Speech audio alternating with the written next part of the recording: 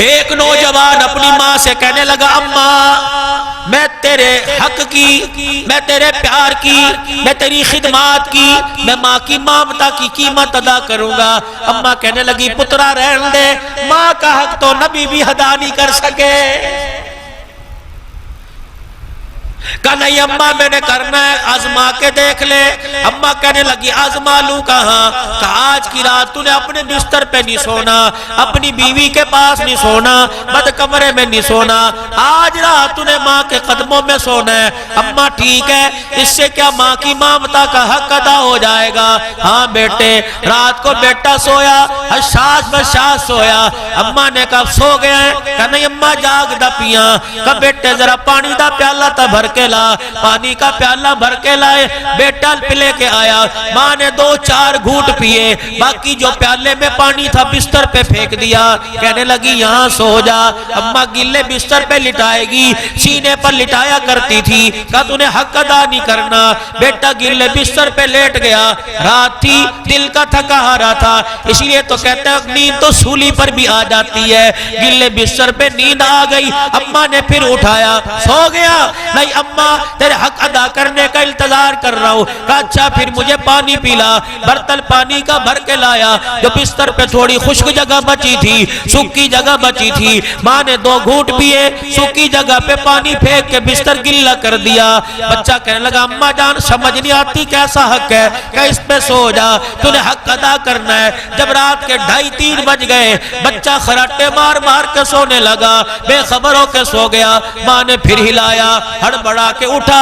گھر کے اندر بھی تو یہی حال ہے، سوتے کو ماں سر پہ ہاتھ رکھتی ہے، کہتا اماں کیا مصیبت ہے؟ دروازے بند کر دے، مصیبت آ گئی۔ اور ماں کو دیکھ کے یوں نہ کہا کرو مصیبت آ گئی، ماں کو دیکھ کے مسکرا دیا کرو کہ خدا کی رحمت آ گئی ہے۔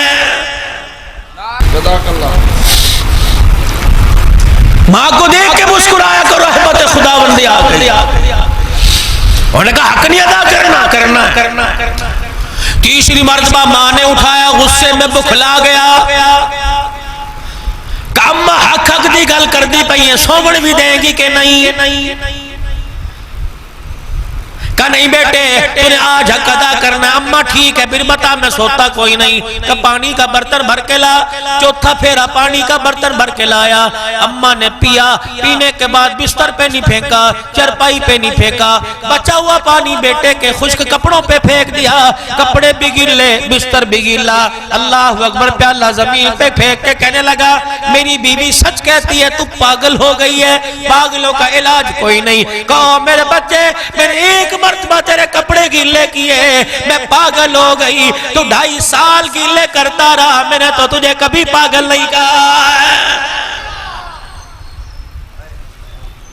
9 مہینے میری کوکھ میں رہ کے مجھے درد دیتا رہا، مجھے تڑپاتا رہا، تجھے تکلیف نہ ہو، میں نیچے نہیں بیٹھی، میں نے پیٹ نہیں دبایا، میں الٹی ہو کے نہ سوئی، تجھے نقصان نہ ہو جائے۔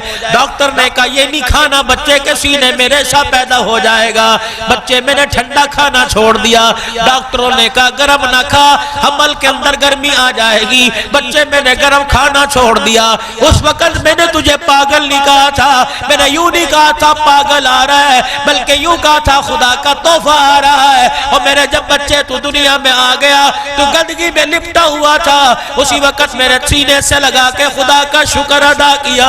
او میرے بچے جب پہلی مرتبہ تجھے گود میں اٹھایا، میں نے تیرا ماتھا چوما، تو نے پیشاب کی دھار میرے منہ پہ مار دی۔ اللہ کی عزت کی قسم ہے میں نے تو تجھے پاگل نہیں کہا تھا۔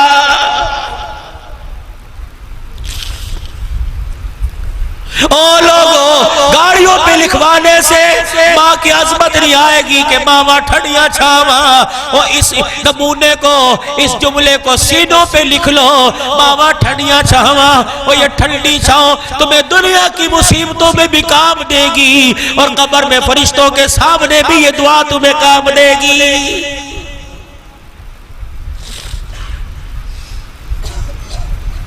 یہ اسٹیج کوئی عام اسٹیج نہیں ہے، قاری محمد اسماعیل صاحب کی مسجد کا اسٹیج ہے، ممبر ہے، اور ہر جمعے نیا خطیب آتا ہوگا، مہینے بعد آتا ہوگا، طرح طرح کی اپنی بولی میں قرآن سناتا ہوگا، اپنے انداز میں قرآن سناتا ہوگا۔